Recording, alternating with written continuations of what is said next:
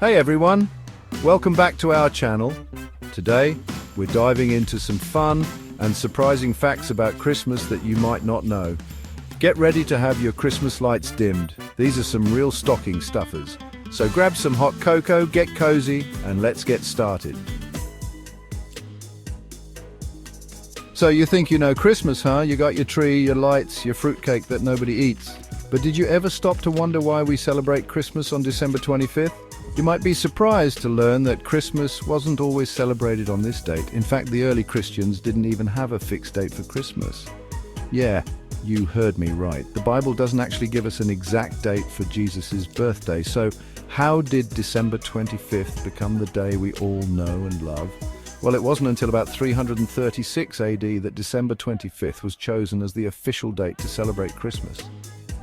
Some historians even think Jesus might have been born in the spring. Imagine celebrating Christmas with flowers blooming and birds singing. The choice of December 25th was likely influenced by the Roman festival of Saturnalia, a time of feasting and gift-giving. It made sense to align the new Christian holiday with an already popular pagan festival. Can you imagine waiting that long to open presents? The anticipation must have been incredible. I'd be like a kid in a candy store, waiting for that magical moment to finally arrive. But imagine if that candy store had been closed for 300 years. The excitement would be off the charts. So, next time you gather around your Christmas tree, remember that the date we celebrate has a rich and fascinating history. It's a blend of traditions, both old and new, that have come together to create the holiday we cherish today. And who knows, maybe one day we'll create new traditions that future generations will look back on with the same wonder and curiosity. Okay, let's talk presents. The joy of giving and receiving gifts is something that transcends cultures and religions. It's a universal language of love and appreciation. We all love getting them, right? The excitement of unwrapping a gift, the anticipation of what's inside, and the joy of seeing someone's face light up when they open your gift. It's magical. But did you know that gift-giving at Christmas has roots in both Christian and pagan traditions?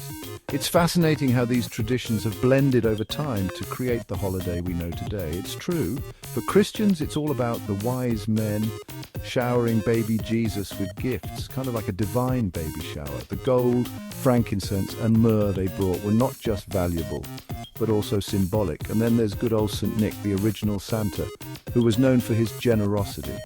St. Nicholas was a 4th century bishop who became famous for his acts of kindness and gift-giving, especially to children. But hold on, there's more. The ancient Romans also exchanged gifts during their winter festival, Saturnalia. This festival was a time of feasting, merrymaking, and, of course, gift-giving. They were all about spreading the cheer, even if it meant offering a little something to their gods.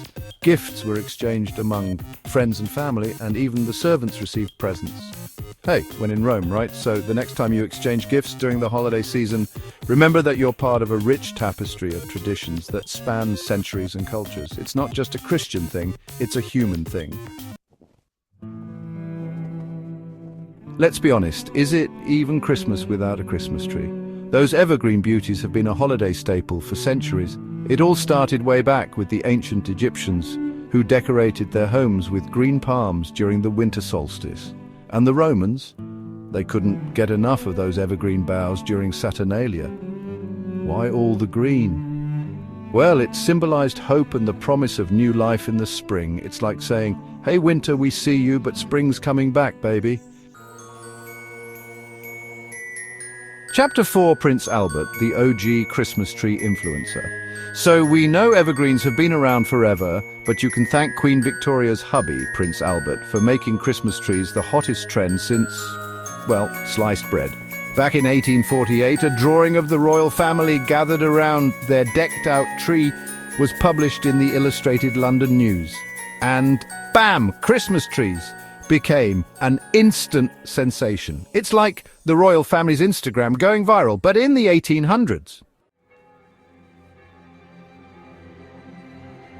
Chapter 5, St. Nick, the original generous guy. Before we had Santa Claus, there was St. Nicholas, the real MVP of generosity. This 4th century bishop wasn't rocking a red suit, but he was all about giving back. He gave away all his inheritance to the poor and needy.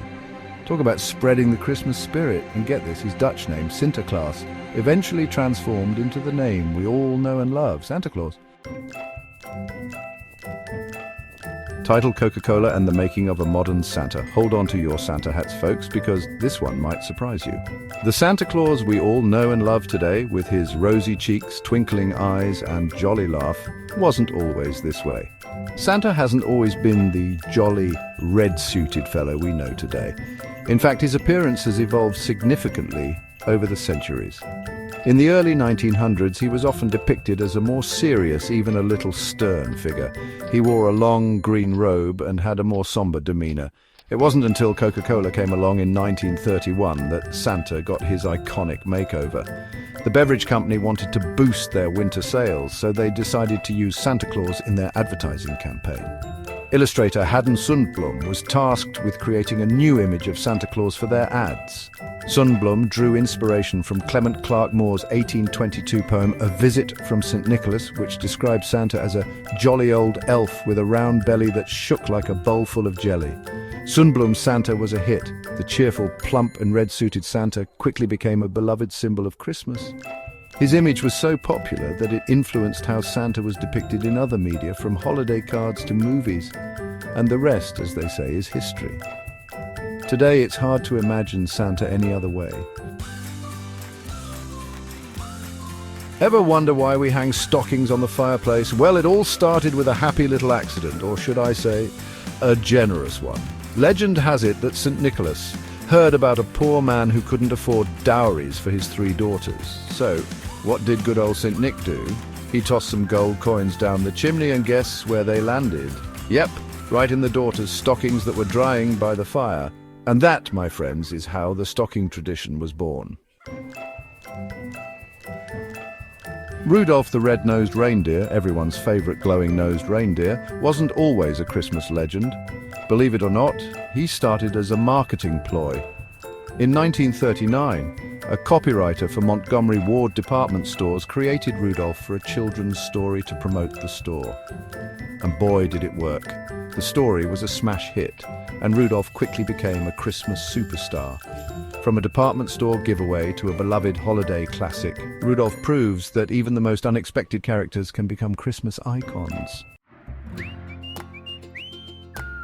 We all know Rudolph and his shiny nose, but what about his 8 trusty reindeer pals? Those antlered sidekicks have had their fair share of name changes over the years. Before they were Dasher, Dancer, Prancer and the gang, they went by some pretty interesting monikers. Get ready for this. Flossie, Glossy, Racer, Pacer, Scratcher, Feckless, Ready, Steady and Fireball. Can you imagine Santa yelling those names on Christmas Eve? It just wouldn't be the same.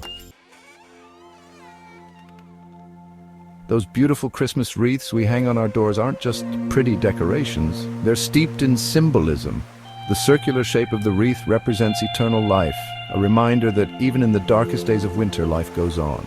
And the evergreen branches, they symbolize hope, renewal, and the promise of spring's return. So, next time you see a Christmas wreath, take a moment to appreciate its deeper meaning. It's a beautiful reminder of the true spirit of the season. Thanks for watching, and Merry Christmas, everybody. I hope you learned a thing or two about the most wonderful time of the year. Don't forget to like, comment and subscribe for more fun videos. And until next time, stay jolly.